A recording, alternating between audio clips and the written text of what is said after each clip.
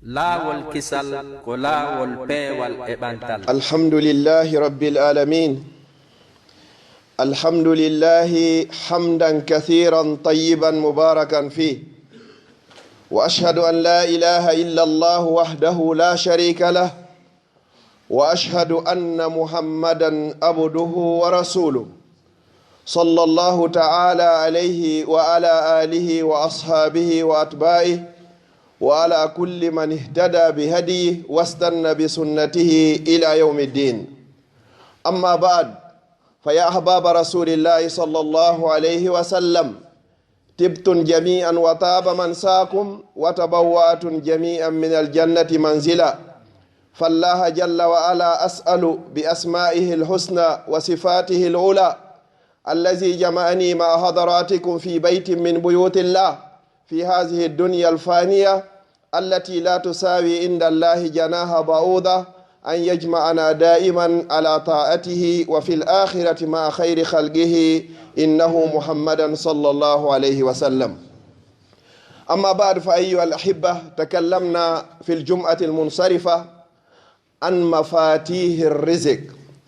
الذي يشغل كثير من الناس عن عبادة الله عز وجل وحده. فأريد أن أعيد أو أكرر هذه المفاتيح في أجالة سريعة حتى ندخل في موضوعنا إن شاء الله. هراي مسيب جلب تدو بباوين يتو دهانا رو يتدو نونكو الله دو أنو نلادو مكو صلى الله عليه وسلم كانكو يصحابا بمكو يبينغور مكو e kala jokkuɗo laawol ɓeeɗo ila yawmil qiyama yo Allah waɗu en e maɓɓe. Ara mi salmini on salminagol islam, salminago yimɓe aljanna ka aljanna. Mino toro Allah yo Allah waɗu en fof meɗen jeyaɓe yimɓe aljanna. Haray mino toro Allah on moɓidirɗo en e nde suudu ɗo, ndu suudu jeyandu e cuuɗi Allah subhanahu wa taala. E nder o aduna mo anduɗen o mara valeur ka Allah yeru gabitawol sonsoliwi. Mino toro Allah yo moɓidir en kala ko moɓidirta en ka aduna ɗo hara koye hoore dewal Allah. O moɓidira en yawmal qiyama e ley drapeau nelaɗo sallllahu alayhi wa sallam. haray juma feƴƴuɗo en yewtuno ɗo toɓɓe 10 wiɗen ko ɗeɗo woni saabije fi uddital arsike. saabije 10 ko ɗum yewtunoɗe yontere hannde. haray miɗo yiɗi fillitade ɗe no yawiri inchallahu sinata nden noon mawdu meɗen ko hande yewtugol kon hannde. ayuha al ahibba, qulna fi ljum'ati lmunsarifa min mafatihi rizq awalan al imanu billah. kala faalaɗo udditanede arsike yaajuɗo ɗuɗuɗo waɗaɗo barki haray ko adi kon no fayimo taw gumɗingol Allah subhanahu wa taala. hawnaki noon goɗɗo no gasa o inna heferɓe ɓen ɓe wona julɓe ɓen ɓe gumɗina Allah kono Allah no udditani ɓe arsikeji ɗi. yo Allah danden sifa ɗin arsikeji. no woodi arsikeji toon hara ko suynirɗi. goɗɗo no ƴetta waɗa ɗo joni ñamete e paaniwal ɗo suyna nagge hara koyo nanguge fi hirsgol nge. na sifa on arsike ɗo woni enen julɓe ɓen ko fallen kon. ko sifa on noon Allah subhanahu wa taala on woni jonnude ɓe, enen noon na sifa on woni ko faala ɗen. nagge nge singe ñaami ɗon ko hange nange on ñaameteɗo neɓata e reedu magge haray nge yaari nokkugo. haray almiftahu sani kama qulna huwa taqwallahi azza wa jalla. yo neɗɗo duumo e kulol Allah yeru ko o waawi kon. kala ko Allah subhanahu wa taala e nelaɗo makko on yamiri en yen waɗu wo ko en waɗu yeru ko heɓuɗen feere kon. amma noon ko ɓe haaɗi en yen woɗɗito kon ko en woɗɗito hattirde e woɗɗitagol. haray ko ɗum woni saabiwal ɗiɗaɓal e saabije ko udditata arsike bani adam. almiftahu salis huwa kasratul istighfar, ko ɗuɗɗingol insinagol ka Allah. goɗɗo sono be sono yo duumo wigol astaghfirullah wa atubu ilayh. haray bari neɗɗo so waɗi bakkatu, sa waɗi bakkatu no karamo ko ɓen kontiri noon, sa waɗi bakkatu ɓawo subaka on bakkatu ɗon Allah windimo wo, malaika ɓe windimo wo ka fana. haray jonganne maka subaka ha ka fana hiɗa mari ɗon tan fi insinagol tuba rutto ko Allah subhanahu wa taala. sa inni astaghfirullah bakkatu on o montama ko wonno bone ko watti hande kadi moƴƴi o windanama kadi ka mandake maɗa. karama koɓe goo inni ko honno bakkatu o windirte ko sa waɗi ɗo bakkatu ɗo kunɗon kun alaka e windede ha tuma wattoyɗa bakkatu goo kadi. sa wattoyi bakkatu goo on sayi noon Allah subhanahu wa taala yamira malaika ɓen yoɓe windu bakkatu arano mo waɗnoɗa on.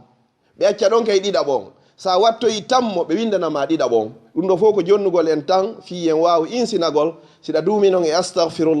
astaghfirullah nde andituɗa o foti ɗa wondi e salligi, foti a wonda salligi hara yo ɗengal ma ngal loppo e jantagol inde Allah subhanahu wa taala.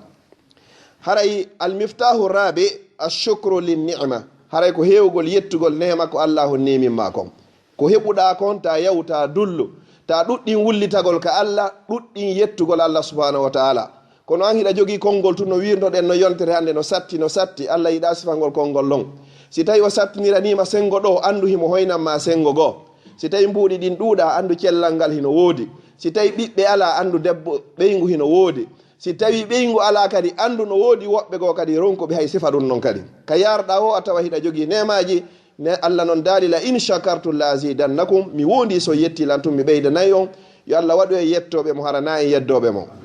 almiftahul khamis ayuha al ahibba al infaqu fi sabilillah. saabiyal jowa ɓangal ko dépensugol jawdi ndi heɓuɗa ni kadi fi Allah kadi. neɗɗo noon ko hombo fuɗɗorta dépensugol ko ɓeyngu makko. si yiwi ɓeyngu on ara noon ɓiɓɓe ɓen si yiwi ɓen noon fal aqrab ɓurɓe ma ɓattade ɓen si ƴetta noon nawra nokku goo. ta goɗɗo jaɓu mantirede kaari waɗi ɗo métre carréji 10 ka juulirde na noon haɗugol mi woni wiwde kono hara ɓeygure ma nden hiɓe ronki koɓe ittira kooƴe ma hiɓe ronki koɓe ñaama ma hiɓe ronki koɓe ɓorno. kullukum ra'in wa kullukum mas'ulun an ra'iyati. on fof kon ayninaɓe on fof kawre landitoyte ko ayninaɗe ko yawmal qiyama. tago goɗɗo mante ka yaasi hara ɓeygure nden hino e hoore yite jahannama ka nder suudu. l'islam o jaɓa ɗum ɗon. nelaw sallallahu alaihi wasallam goɗɗo arno landiɓe wo mbuuɗu momi waɗi fi sabilillah e mbuuɗu momi sakki sadaka e mbuuɗu momi ƴetti mi ñammini ɓeygure annen ko hombo e majji ɓuri baraji. nelaɗo sallallahu alaihi wasallam maaki wo ko mbuuɗu mo ƴettuɗa ñamuɗa an e ɓeygure ma nden. goɗɗo ko ƴettata ɗo joni 70 centime ma 65 centime ɗo o soodoya biredi wallo fi ko payi koy koye ittira kooƴe ma tartin si a moƴƴini anniye on Allah o windante baraji wa tawi ko sadaka ittuɗa. kala ko waɗanta ɓeygure ma nden hay tawi ko paɗum kon 3 euro soɗantaɓe fiɓu anniye ma inna Allah miɗo wadde kunɗo waɗangol ɓiɓɓe am ɓen ɓeygore an nden ɓe halfinɗalan ɓen Allah mi torike ma jaɓanan andu haray ɗum ɗon ko sadaka wodanma a hettoye ɗum ɗo yawmal qiyama. sa ƴettiɗo joni ñamete sonnaji on defi ñamete ha moƴƴi o ɓannanima inna Allah miɗo ñamirde oɗo fiyo mi wawu darade mi heɓa cellal ka ɓandu an mi heɓa fowtare fiyo mi wawu darade yeeso ma mi rewama ɗon kadi a windante baraji. nelaɗo sallallah alih w sallam maaki ko ɓuri ɗum ɗo ɓe maaki honɗum wosi goɗɗo yettike e sonnajo mum a yiiɗi e sonnajo ma a heeɓi plaisir a itti plaisir ma on e sonnajo ma on nelaɗo sallallah alih w sallam maaki a windante baraji sonnajo windane baraji. sahabaɓe ɗum alɗini ɓe ɓeyni goɗɗo yaha itta tuuyo mum ha gasa o windane kadi baraji. nelaɗo sallallah alih w sallam maaki hi so ittoyino on tuuyo ɗon ka harmanimo o windante bakkatu ka o windantake sahabaɓe fof maaki o windante bakkatu ɓeyni awa ko noon kay sa ittima ko dagi andu hara hiɗa mari baraji. almiftahu sadis ayuha al ahiba saabiwal jeega ɓangal e saabije ko okkata uttata arsike ko annika ko resugol. sukaɓe yo ittuka hakkille muɗum innugol fewnɗo mi gaynari janngude mi jombata. yoɓe ittuka hakkille maɓɓe innugol fewnɗo mi mara feere mi jombata. nelaɗo sallallah alih w sallam ɓe maaki Allah subahana taala o daalika deftere makko kala on jombirɗo hara ko o jombiri ko fiyo waw renude hoore makko hara waɗari ko o harmi hay Allah subahana taala on ƴetti garanti wondema pellete o alɗinayi on ɗon ko kanko ittata hande kadi fawtoto ko honto an e oɗo wawto wurirde hara ko saabi Allah woni ko waɗirɗa. piihoy buy hino ton goɗɗo hino retarda e gandal o heɓoyangal goɗɗo gay hino retarda e ɗaɓɓere nde heɓoyo kadi kono si goɗɗo retardi e jiide o wata rattrapade aduna ko woni noon accugol alyatima ko accugol ha heɓa duuɓi 55 duuɓi 50 si jomba sa jombi ɗon ko Allah hokkuma gurna wo koye pay koye ɗon kara ha wata ñamiroyde nafa makko ko ɗum si tawi mawɓe meɓen yo Allah yaafo mawɓe Fuuta Dialo kamɓe hari ko ɓe yiyayno tunga fuɗɗike towde seeɗa ɓeyna komi faala ko ya joom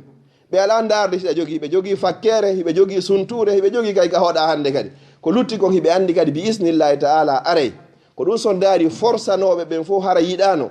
nani konngol mawɓe mum ɓen ɓe jombi fewndo on say hande ni sa yiiɗi ɓe ɓiɓɓe maɓɓe a sikkay ko aden e miñam mum taw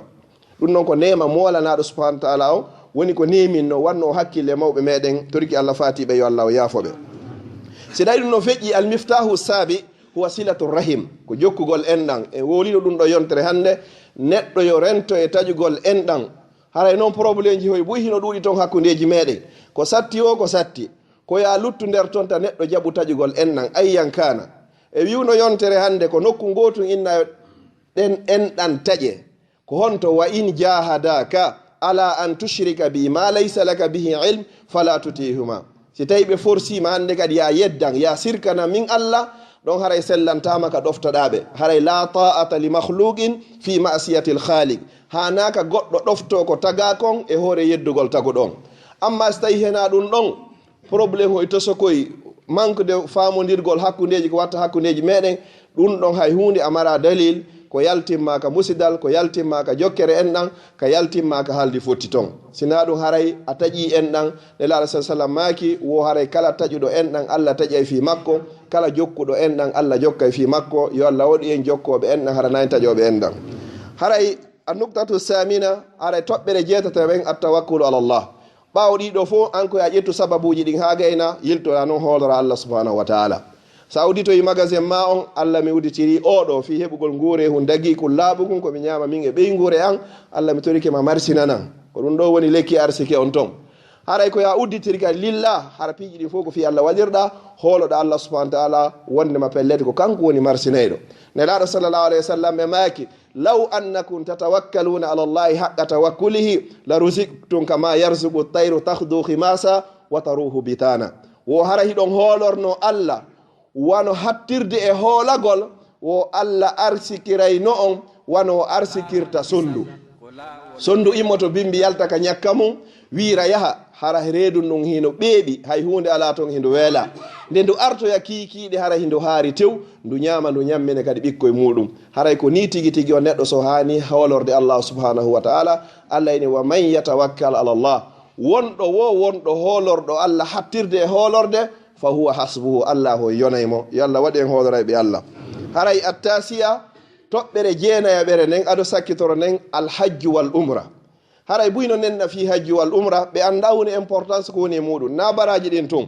ɓe inni o waɗoygol hajju waɗa umra wo ɗum ittay basal e goɗɗo wano annduɗen sen ƴetti jandi en naadi e nder yiite ndi wuli ha hatti wulude no kori ko wonno e jandi kon iwirta noon ko noon Allah ittirta basal e tampere maɗa kadi a condition hara ko fi Allah woni ko hajjiroyɗa a condition hara ko jawdi laaɓundi woni ko hajjiroyɗa a condition naynugol goreɓe an fof hajjoy min kam miɗo hajjoyde a condition kadi hara na fiya artu kadi ɓe innama ala hajji si ɓe innima ala hajji ɗum hina hay hunde si ɓe innima awa si ɓe innarima awa hay hunde yowdira e hajju ma ngon kadi haray kadi itten ka hakkille wondema si goɗɗo yeehi hajjoy joni o arti o faggitike bakka to hara hajju makko ngun boni la hajju ngun hay hunde waɗani ngo Allah windanima baraji hajji ɗin feere o windanama bakka to mo waɗɗa on kadi feere fi honno ko Allah inni golle ɗen fof ko peesoyteɗe yawmal qiyama fa amma man saqulat mawazinu noggo inni wa amma man khaffat mawazinu buy noon haray ko nennata ɗum fi yawgol ko hajju ko innugol fewndo ɓay komi paykunni taw hajju ngun hingo mawni ka Allah subhanahu wa ta'ala kono ko julde nden ɓuri mawnde goɗɗo aray juula ɗo ha gayna yilto ya waɗoya ko boni ɗum hatta kadi janngo kadi o ara o juula fana ɗo e alansara hara o faggitike bakkatu o ara o juula alansara bakkatu makko on ko waɗi hakkude fana e alansara kon bi isnillahi ta'ala sabu ko duumi e istighfar kon Allah subhanahu wa ta'ala on yaafike mo hajju on kadi inna sa arti ɗo joni a bonni en innayo on tigi bonnu kono sa ari faggitade bakkatu ɗum ɗon holla wondema tuusi hajju ma on hay e hunde nelaɗo sallallahu alaihi wasallam maki alhajjul mabrur laysa lahu jazaa'un illa aljanna hajju jaɓaɗo o mara joddi hay e hunde si wona natal aljanna yo Allah on jaɓan kala yawɓe ɓen newnana kala ɓe yahaari ɓen wal akhira hunde sakkiti nden e toɓɓe ko udditata arsike bani adam wal miftahul ashir wal akhir al ihsanu ila du'afai ko moƴƴagol e yimɓe lowuɓe ɓen kala mo annduɗa ko neɗɗo lowɗo moƴƴo e makko hara naya ndar ɗo tun ko ya muɗɗin gite ɗen naya ndar ka nder ɓeygure tun ton on yoni ka nder hoɗo moɗon ka musidal ka kawte no woodi to woɓɓe hara ɓe mara hay e goto wonɗo hay e Conakry na noon feere wonɗo Europe ma wonɗo Amérique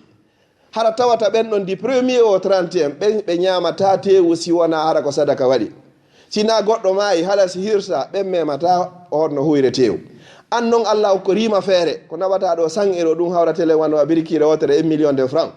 suudu ɓe suudu si heɓi ɗon 100 000 francs ko wallahi ɓe duwantoma on duwa ɗon go bonata hande kadi ko ɗum woni al ihsanu ila duafa no woodi woɓɓe kadi hakkudeji meɗen Allah no yeññani ɓe feere hiɓe darni galleji Conakry no woodi woɓɓe go ronkuɓe hay ka wona Conakry haray goto hoɗa ton a woni e suudu ndu wo lewru hara ɗuuɗi ha lebbi tati sa yeyi ɗo vacance ƴettu woɓɓe goo ara wona ɗon pay koye janggay koye alyatima hoye tampuɓe hay si tawi a financataɓe goɗɗum o moyen ittanaɓe joddi loyer on Conakry ko ɗum woni al ihsanu ila du'afa galle kala galle ka al yatimajo wona e ne'ede Allah waɗa e barki e galle ɗe waɗa barki e jon galleje ɗe nelaɗo sallallah alih w sallam ɓe maaki ala ko dimbata arshi rahman on dimba arshi allah on ɓuri si alyatimajo wullinama ka hoore leydi ɗo ala ko ɓurata welde allah wasi tawi alyatimajo dankama ka hoore leydi ɗo nelaɗo sallallah alih w sallam ɓe maaki kala ƴettuɗo jungo mum mawli hoore alyatimajo hara ko mawliri ɗum ko saabu yurmede anditugol kum ɓikkun ɗo hande o mara babajo ko bakoto kaw bakoto nene ala hay so tawi nene no woodi kowoni alyatimaji komo baba mum feƴƴini hara o helli faaka kono noon ɓuuri jiccude e konngudi karamakoɓe mawla hoore makko nden hara ko yurmede mawlirɗa hara hay hunde a waɗanarimo dey nelaɗo sallah alih w sallam maaki allah harminigol jungo ɗon e natoygol yite jahannam ko mawluɗa kon simple mijiteɗo musidɓe julɓe sa ƴetti jawdi ma financi kum pay ko yoku janggo dina mayo ko janggo français no ko wurira dankoɗa kon ha ko janɗoya hay si tawi kun andi tan o yarima ko an bénéficie e makko ɓuuri ko bénéficie kon e ma so tawi hiɗa andi simo faala ñande go hono e ministre ma wona président de la république ta woli to hay e hunde allah harminino ɓanduma e natugol yiite jahannama saabu ko dankinoɗa konkongal yetima hon ɗo hara hande gay so anditanima awa so anditanarima awa no woodi no moƴƴunoɓe a salafu salih yimɓe moƴƴunoɓe aranɓe ɓen haray gandal no woodi faamu no woodi feere no woodi ɓe landoto no hoɗo ngo fof ko honto alyatimajo woni ɗo ko honto debbo mo wonda e moodi mum woni ɗo mo moodi mum maayi acciduɗum e ɓiɓɓe ko honto woni ɗo ko kamɓe karamo ko ɓen marɓe ɓen rondotono onno sakuji ñameteɗin tumbere jemma adda ɓaraka dambugal ndu suudu ko alyatimajo woni maka debbo mo moodi mum feƴƴini woni ɗum ɗon ko ɗum ɗon tawoyta yawmal qiyama yawma la yanfa'u malun wala banuna illa man atallaha bi qalbin salim a tawyay ɗum gaɗa sirate gani sirate ga hara tawata nden ñande jawdi e ɓiɗɗo hay hunde wawatama nafude ko nafay ma wo nden ñande koko ardinannoɗa hoore ma kaduna ɗo ɗen toro allah subhanahu wa ta'ala on alyatimaɓe sonjiɓe on fof torike yo allah fittanɓe gonɗi haray kadi kala wonɓe newde alyatimaɓe ɓen fof ɓe torike rabbul ibade on koko nelaɗo maki ɗo o harmini ɓalli maɓɓe natoygol yiite jahannama yo allah ittanɓe sonje aduna e lakara ayuha l ahibba fa inna khutbati ma hadaratikum sawfa yaduru hawla hadha lchahru mubarak chahrullahi lmuharram hara yewtere anden ko yiloto hande ko ndu lewru ndu wonɗon e muɗum ɗo lewru allah lebbi ɗin e nder hitande nden se jettika dina se jettika portoɓe fof ko lebbi 12 woodi e nder ɗin lebbi 12 allah inni ndu lewru ɗo ndu wiyeten ɗo jombente ka haala men o inni wo ko chahrullahi ndu ɗo ko lewru allah ko fi hon ɗum o suɓi ndu ɗo o acci ɗo lebbi luttuɗin fof ene ndu ɗiya lebbi luttuɗi kan hina lebbi makko la ɗiɗo ko lebbi makko lewru ndu o suɓi saabu moƴƴere ko heɓoto e mayru kon ndu lewru ɗo piiji buy waɗi e nder mayru no tawa e muɗum halkugol o wiyeteɗo firaun alayhi la'natullah dandugol annabi Musa alayhi salam ko e nder ndu lewru ɗo woni ñande 9 ma ñande 10 jombente ñande 9 e ñande 10 jombente karamo ko ɓen no yewti fi muɗum ado l'islamu arde jahiliya ayyamul jahiliya fewndo majjiyanko tawata feferɓe ɓen on say ɓe anda l'islam heferɓe ɓen tigi so ndaro e sahihul bukhari hiɓe hoorayno nde ñalande wiyetede ashura hiɓe hoorayno saabu moƴƴere ko woni e muɗum ko nelaɗo sallallahu alayhi wa sallam ɓe hoori ha shura ado kadi ɓe yamire ado suumaye on farlede e hoore maɓɓe kadi ɓay yeehi ha suumaye on farlama e hoore maɓɓe on say ɓe inni kala yiɗuɗo yo hooru kala yiɗɗo yo accu ɗon kulol wata yimɓe ɓen hooru ɗum ɗon ha weddito e suumaye on ɓay yahoyi noon ha hande kadi tabiti suumaye on ɓe andi joni sahabaɓen diina kan gagayni ñiiɓude e ɓerɗe maɓɓe on say noon ɓe yewti fi nde ñalande wiyetede ashura ko ɗum woni ñande 10 jombente ɓe inni wo hoorugol ñande 10 jombente hiɓe felliti hiɓe tañƴini ka allah subhanahu wa ta'ala on yaafi on hooruɗo ɗon hitande wotere timmude tis bakkatuji ɗi o waɗi e muɗum si tawi hara hina haqqe bani adam so inni joni haqqeji ɗi bakkaji ɗi fof ɗi yaafete en ittita e nder ton haqqe mo waɗuɗa musiɗɗo ma foti noon on mo waɗɗa ko julɗo ma ko kefere ɗum ɗon tawaka toon nde komi inni astahfirullah kon komi bonni ɓeeɗo kon natoray toon la ɓeeɗo si tawi ko goɗɗum mi ñamaniɓe ɓe hettay si tawi ko konngol mi boni e maɓɓe mi nattay ngol si mi jooɗike ɗo nokku go ñallal ngal fof mi bonni inde kaarijo astahfirullah naɓata on bakkatu astahfirullah ko naɓata ko bakkatu mo faggitiɗa hakkunde ma e hoorema e hakkunde ma e taguɗo ma amma ko waɗɗa ɗimmo ma kon ko ɗimmo ma on yafantoma ɓe inni hon ɗon wo haqqullahi yu'fa wa haqqul ibadi la yu'fa haqqeji ko waɗɗa Allah kon fof Allah yafoto ɗum e nder seconde goto amma noon ko waɗɗa ɗimmoɓe maɓen kon ko ɗimmoɓe maɓe wawma yafanade ɗum ko ɗum haray ko adete no tawa e adeteɓe huɓɓitiroyede ɓe yiitege yawmal qiyama haray gandiɗuɓe ɓen no tawa e mum kay marɓe ɓen kadi no tawa e mum kadi neɗɗo yanɗo shahide no tawa ko ɓuri perdugol fof yawmal qiyama wiyeteɗo al muflis ko hoori juuli hajji zakki jokki en nan kala ko anduɗo moƴƴere hino waɗe oɗo neɗɗo o waɗi kono wawari jogade ɗengal makko ngal bonnanimo golle ɗen fof yawmal qiyama si hewtoyama yawmal qiyama mo be réclama Allah o ño'ilan o waddidirilan e kaarijo o bonni inde an Allah o toñilan Allah o hoynilan ɗiɗo fof haray ɗa wowli goɗɗo ko miija o yaala o anda fimum sabu nani pet bonnirɗa inde oɗo nden hara hiɗa jogii ɗum noon kadi yiɗnoɓe mo fof añiramo sabu konngol ma goto nelaɗo sallah sallam maaki wo bani adama no wowla konngol gotol hara o wattana hakkille ngol konngol naɓamo ka yarete e nder yiite jahannama embere duuɓi 90 sabu konngol gotol joni noon musidɓe julɓe teɗɗo si goɗɗo heeɓi sifa ɗin konnguɗi 10 e nder ñalla lewru ndun a heeɓi ɗin konnguɗi 30 hitande a heeɓi ɗum konnguɗi nogay a wowri duuɓi 40 hiɗa jogii sifa ɗiɗo fof ko honto yata luttoyta sikka luttoyta nder yiite jahannama ko oɗo aroyta yawmal qiyama ko juuli kon fof rambusire yimɓe oɗo a toñunomo ƴette julde ma nde yara ɗon oɗo kadi a fenno e hoore makko yara ɗon yaa ha hande kadi hara moƴƴima ɗin foppu gayni lannude kono han joni ɓe duwaɗa ɓen ɓe lannare hande kadi ko honɗum watte ko bakkatuji ɓen ɗin wona ƴettede faweɗa oɗo haɓɓe ha o jolke o buge ka nder yiite jahannam ɓeyna e kaari ko honɗum addumaga ɓeyna tigi tigi men ari ga men golluno men golle ɗen Allah yoɓitimen kadi ɓay Allah inni o toñata jiyaɓe makko ɓen kono ko sabu ɗengal ngal woni ko addi men ka nder yiite jahannama ga ala ko ɓurata naɗoyde yimɓe ɓe yawmal qiyama yiite jahannama ɓuri ngal ɗengal ko ɗum so daari tere ɗen fop ala ko Allah ɓuri aynude o soka ɓuri ko wiyete ngal ɗengal ngal o waɗi ngal ka nder hunduko o watti ɗo ñiiƴe ɗen o addi ɗon toni ɗin ɗum ɗo fof ko fi yo soko hara ngal yaltari kono ɗum fof ngal yalta e ngal sonja yimɓe ɓen kadi nelaɗo sallllahu alayhi wa sallam ɓe maaki ko wiyete julɗo almuslimu man salima almuslimuna min lisanihi ko on mo yimɓe ɓen fof daɗi bone ngal ɗengal makko wayadi e jungo makko ɓe maaki e hadis goo man yadmanu li ma bayna lihyeyhi wa ma bayna fakhzeyhi admanu lahu ljanna o eni onon ɗo fof komo watalan joganade ƴettanalan garanti konko woni hakkunde bala kenkenje makko ɗen ɗiɗi ko ɗengal ngal woni koɓe fandi e konko woni hakkunde buse makko ɗen ɗiɗi ko awra woni koɓe fandi o kala ƴettuɗo garanti o ayna e ɗiɗo ɗiɗi min kay mi ƴettanimo garanti pellete o natoye aljanna yo Allah hokku en aljanna nelaɗo sallllahu alayhi wa sallam maki alhadis allazi yarwihi lana aba hurayra afdalu siyam bada chahru ramadan chahrullahi almuharram ko ɓuri moƴƴude e korka fop si suumaye on feƴƴi ko horugol ndu lewru ndu wonnen e muɗum ɗo ta accu noon ndu fuutoma hara heɓara so tawi ko balle joyi ɓe maaki kadi wa afdalu salati ko ɓuri moƴƴude e ko juula kon fof badal mafruda si waktuji ɗin farillaji ɗin joyi feƴƴi wo ko qiyamul layli ko immagol jemma nafa si goɗɗo noon himo ronki hay waktuji farillaji ɗin joyi on noon kada ngo immorta jemma o naafa kono haray ɗo ko ɓuri moƴƴude e korkaji ɗin fof ko horugol e ndu lewru ɗo si suumaye on feƴƴi ko ɓuri moƴƴude e juldeji ɗin kadi fof si farillaji ɗin feƴƴi ande haray ko horugol ndu lewru ɗo haray ni bandirawo meɗen hino faati ɗen toro Allah yo Allah tawara ko yafende gaditi lejal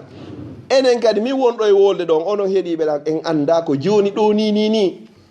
kako janggo kako faɗɗi janggo en anda si hitande ara en nden tawayen eto hay ko ɓuri en fanɗude balɗe joyi heɓa e nder lewru hay si tawi ko ya eɓɓan tenen e alkamisa wattoya ɗon 13 14 15 watta ɗon 9 jombente 10 jombente watta ɗeɗo fi yo Allah yaafamo bakkatu mo waɗɗa e nder hitande nelaɗo sallllahu alayhi wa sallam ɓe maaki wo siyamu yawmu ashura horugol ñande 10 jombente wo ahtasibu ala llahi an yukaffira sana allati qabla wo miɗo sikki miɗo felliti ka Allah yaafo sabu ngan ñallal gotal ɗon bakkatu mo waɗɗa e nder hitande ado nden ñande e yewtuno fi arafa horɗo arafa Allah yaafotamo bakkatu duuɓi ɗiɗi hitande feƴƴude hitande arore sa horiɗo kadi ashura ɗum kadi Allah yaafotoma bakkatu mo waɗɗa e nder hitande joni noon kalandiriyeji ɗi hino wopodiri seeɗa kalandiriye men on hande ko woni ko kalandi hande ko 6 kono selon ko juulano kon hande ko 5 sen ƴettino hande jeego haray jeenayi on ko hawroyta koye tenen jonnon ko holno goɗɗo o mesirirta fi o heɓu jeenayi on o heɓa sappo on ko ya waɗu ko bonoru ndu wanno kon fewndo ɓeynuno yo ndu salligo ɓe okkora ndu tew tawi noon ndu wawata salligade ndu faalaga perdugol tew on ndu miijiti ha ndu tawi ndu wawata ndu hocci ndu piiti ka nder didere ndu ƴawi ndu inni ɗo si tawi wona yon toñan si ɓurari wo mankari jon ɗo kadi tenen ko ñalande hanande hoorede ko sunna koye tenen woni ko nelaɗo sallllahu alayhi wa sallam woni ko ɓe jibina koye tenen kadi woni ko nelal ngal ari ɓe koye tenen kadi woni ko ɓe nula koye tenen kadi woni ko ɓe faati tenen e alkamisa kadi ko neññande golle jiyaɓe ɓen fof ƴewata yaha ka allah subahana taala nelaɗo maaki miɗo yiɗi nde golle an ɗe yaha ka allah hara miɗo hoori hiɓe hoorayno tenen e alkamisa jon noon hoora tenen si tawi ko kalanduriye oɗo on woni gonga a hawrodiri si tawi koko juulako on haray a hoori e jombente hoora tenen fiɓa anniye miɗo hoorude tenere nden sunna on e sunna kadi tawi hara ko neññande woni tashura watta ɗon kadi hon ɗum talata watta ɗon alarba watta ɗon alkamisa hara ya yiwi e sikke ɗen kadi koɓe maki nela sallam ko da'a ma yuribuka ila ma la yuribu iwu kala kon ko sikkiteɗa e mum yaha ka sikkitaki ɗon balɗe nayyi hay hunde waɗatama balɗe nayyi ko hoorata ɗum heɓa ɗi baraji ɗo ko hay hunde ɗum waɗatama hara e wi sikke on joni noon ko honɗum ko ɗa kakoɗa ɗa kalandiri no wi ɗum ɗo oɗo no wi ɗum ɗo fuɗɗoro wiwɗo on ko ñande jeenayi lappa ha tigui o yaltoya e sikke on sa fuɗɗike ñande jeenayi on so tawi ko tenen o lappuɗon ha balɗe ayyamul bid je ɗen fop lanna ko ɗum hon ɗum ayyamul bid ko ñalaɗe daneje ɗen ko ɗum woni 13 lewru 14 lewru 15 lewru nelaɗo sallallah alih sallam maki wo kala horɗo ɗe ɗo baraji makko no fota o horɗo hitande balɗe tati kono ɓe calculiri ɗum ñallal gotal ɓe ko balɗe 10 Allah ƴettanayma joni noon balɗe tati e nder lewru ndun a ƴettanama 10 a heeɓi balɗe 50 lewru be lewru sa hoori ɗen ɗon hara o hoori hitande timmonde ko ɗon ɓe addiri kadi ɓe calculiri ka suumaye kadi ko honno en hooray balɗe lewru balɗe 29 ma balɗe 50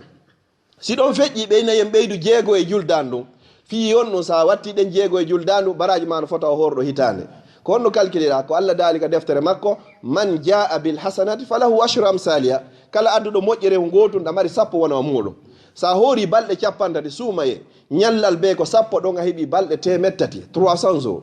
e nder hitande nden enen julɓe ɓen ko balɗe 350 woodi hay hunde fawaki ɗon amma noon ka bange ɗa ko 350 365 jours no ɓeydo wonde hino ɗuyto kadi joni noon a heeɓiɗen ɗon balɗe 50 ɗen hawrodiri e jeego juldanduje ɗen balɗe 300 ɗen hawrodiri e lewru suumayendu ɗo kay sa hoori ayyamul bidje ɗen ɗe ñalaɗe daneje haray ñalaɗe daneje na ko yahete ka karama ko batini na ɗe woni ñalaɗe daneje hande ko ñalade danere ɗi yawgol no moƴƴi ma yawgol no moƴƴi na ko 13 14 15 kala lewru kamari lebbi meɗen enen julɓe ɓen ko ɗe wiyete ñalaɗe daneje sa duumike horugol ɗen ɗon andu haray baraji ko wodan mako ko baraji horɗo hitande yo Allah okku en ɗum noon kadi yaqulu nabi sallallahu alayhi wa sallam jaa ila nabi sallallahu alayhi wa sallam rajulun faqal gorko goo arino ka nelaɗo sallallahu alayhi wa sallam o wi ayu siyami afdalu bada shahr ramadan nelaɗo yeeto lan ko korka honka ɓuri moƴƴude si suumaye feƴƴi faqala nabi sallallahu alayhi wa sallam shahrullahi allazi tad'unahu almuharram ko ndu lewru ndu wiyaton almuharram ko horugol ndun ɗum ɓuri moƴƴude e kala lebbi ɗin fop e ko hoora kon fof si tawi hara suumaye on feƴƴi ko fi hon ɗum suumaye on ɓurdi nduɗo ko ɓay suumaye on ko farilla horugol suumaye ko farilla ɗiɗaɓum ɗum horugol suumaye kadi ko tugalal jeyangal e tugale l'islam mo yirbinigal hara yirbini tugalal gotal jeyangal e tugale l'islam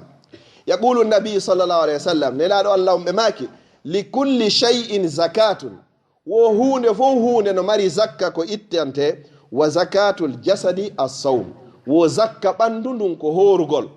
si hitande timmiɗo joni marɓe ɓen fof ɓe calcula e jawle maɓɓe ɗen ɓe yaltina zakka haray neɗɗo fof neɗɗo wata weddito fi yaltingol zakka no andirɗa noon fendane ɓe waɗa déclaration d'impôt ta yeggito fi zakka dey no hulɓini moƴƴa no neɗɗo mo ittari zakka ha tawoyi allah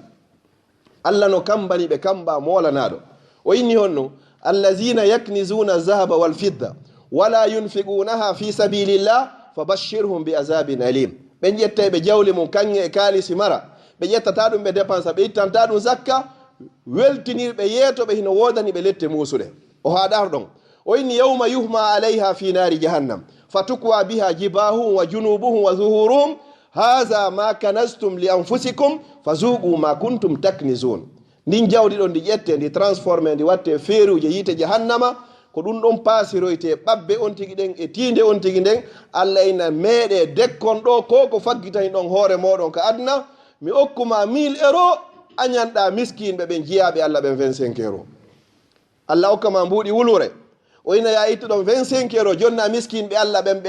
ɓe o arsikari ɓen tawata ɗin ɗon hino ɗuɗanma ɗa jogi 10 000 euro calcula ha inna 250 euro 350 ɗum no ɗuuɗi a ndaari yahayɗi ɗin a yeggiti luttuɗin hannde kadi inna ɗon Allah mi torikima ɓeyda nan hannde kadi Allah innima ya waɗu goɗɗum a waɗari ko honno torotamo kanko o jaabinanama mustahil ɗum no wata martude si ɗum ɗon feƴƴi nelaɗo sallllahu alayhi wa sallam e maaki wo a siyamu ko wiyete korka wo ko nisfo sabre wo ko feccere ko wiyete ko muñal kala neɗɗo mo yiwɗon no hebbina horugol ande on ko neɗɗo jogiiɗo muñal muñal noon kala mo okki ko wiyete muñal o okkimo moƴƴere heewde wawata heɓude nden moƴƴere si wona aaden Allah Allah daali hon ɗum ka deftere makko ya ayyuhallazina amanu ista'inu bisabri wassala wallitore faabinore ko wiyete ko muñal o adintini muñal ngal so addi noon julde nden neɗɗo muññiɗo ko on neɗɗo woni ko hoorata neɗɗo muññiɗo ko o woni ko yaafoto ko waɗa neɗɗo muññiɗo ko o wondoyte Allah subhanahu wa ta'ala Allah inna allaha ma as-sabirin Allah no wondi e ɓen muññiɓe on yiyataka qur'an ka Allah inni no wondi e ɓen juuloɓe ma himo wondi e ɓen hooroɓe ma hajjoɓe ko inni mo wondi e ɓen muññiɓe inna allaha ma as-sabirin Allah no wondi e muññiɓɓen ko mbono muññoto ko muññotoɗo ko waɗa kon muññoɗa ko mettuma kon muññoɗa ɗum ɗon mawɓe men maaki wo muñal ko ñale woni ko rimata sa muññike ɗum ɗon yawmal qiyamati ko honɗum woni joddima fama jaza'u sabri yawmal qiyama yaqulu nabi sallallahu alayhi wa sallam man kazama ghayzan wa huwa qadirun ala an yunfizahu da'ahu Allahu yawmal qiyama ala ru'usil khalaiqi hatta yukhayyirahu Allahu min al-huri al-ayn ma sha kala neɗɗo muññiɗo mone ko o waɗa haraɗa wawno yottade fo ndaari tawi ɗa wawi yottade waɗɗo ma on tigi no andi himo waɗɗa wawi yottade o waɗa ma ko faala muññora sabi Allah ko honɗum woni joddima ndi ñalande dargal wo Allah noddoyte hoore tagefa ngon fop hara min ladun adam jogandema annabi adama ha ka aduna o lanni ɗon ko inna ko ayyo kaarijo ɓi kaarijo yimɓe ɓen fof ngalla si Allah noddi goɗɗo ne ñande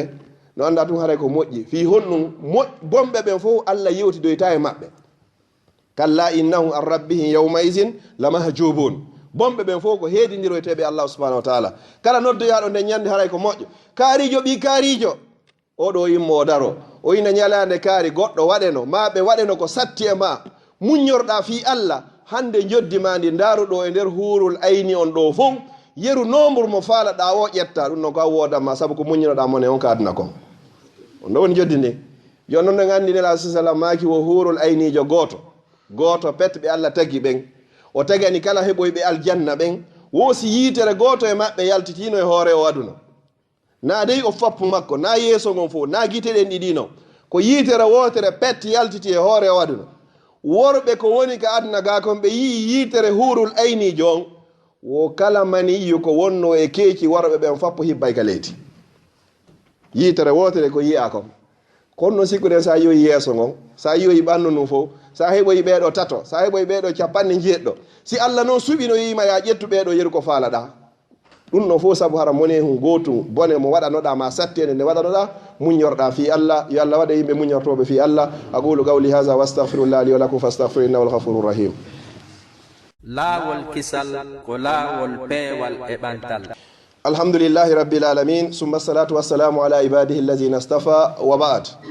haray musidɓe julɓe tedduɓe ɓawo yettude o hanaɗo yettede duwanno nelaɗo makko sallllahu alayhi wa sallam ɗen toro Allah subhanahu wa ta'ala o tawni en hikka o tawni en kadi ko feewi so tawnade en kadi yo Allah taw hara ko yaafede nden adi tiilaƴal ngal allahumma aizza al islam wal muslimin allahumma aizza al islam wal muslimin allahumma aizza al islam wal muslimin ودمر أعداءك أعداء الدين. اللهم لا تفرج هذا الجمع إلا بذنب مغفور وسعي مشكور وعمل متقبل مبرور. اللهم اجعل جمعنا هذا جمعا مرحوما وتفرقنا من بعده تفرقا معصوما. اللهم لا تجعل فينا ولا معنا ولا من بيننا شقيا ولا مطرودا ولا محروما برحمتك يا أرحم الراحمين. bandirawo meɗen faati ɗon torki Allah yo Allah taw hara ko yaafe ne gadi ti la jangal e torki rabbul ibado mawɓe men faati ɓen fof wonɓe e nema to yo Allah duumin ɓe nemaw kala wonɓe ton e sattede yo Allah ittuɓe ka sattede naɓa ɓe newende mawɓe meɗen yangiɓe fi meɗen tampi fi meɗen yo Allah waɗu firdawsi ala werde maɓɓe yeruɓe luttuduɓen kadi yo Allah puuɗu balle ɗen moƴƴina battane ɗen enen sukaɓe kadi yo Allah okke gurnan juutuɗan waɗaɗan barke yo Allah wurno en fodde gurnan no moƴƴani en yo Allah ƴettito ñande tawata ko lakara woni ko moƴƴani rabbana atina min ladunka rahma wa hayyi lana min amrina rashada wa sallallahu ala nabiyyina muhammad wa ala alihi wa sahbihi wa sallam tasliman kasira wa akhiru da'wana anil hamdulillahi rabbil alamin. laawol kisal ko laawol peewal e ɓantal